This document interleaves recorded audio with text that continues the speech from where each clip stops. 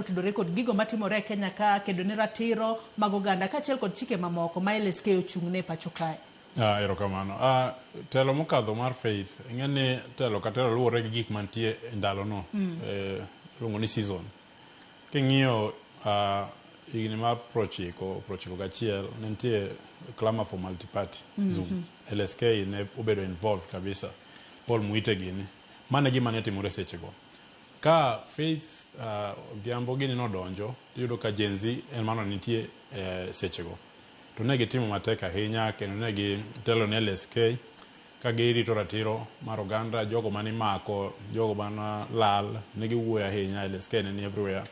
To telo maber mane giketo no ken mar council kende keta wan lawyers take across the country, kano makata ng'ato Kisumu, yudo ka lawyers ma Kisumu ni kanyo, lawyers ma Mombasa, kamano.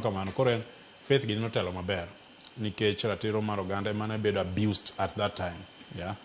Koponi wabiro dhi mbele ka, wakia gima biro timore mokwongo.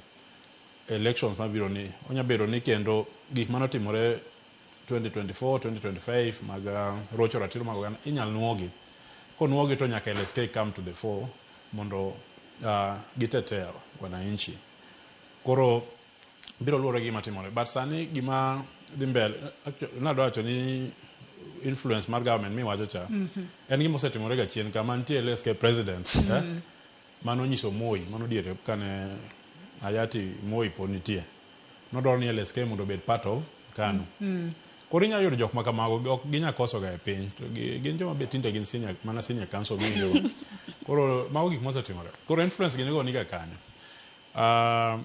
Kwa dhi mbele sani influence government LSK, ingeni kwa ng'iyo roles mag LSK, independence is very good.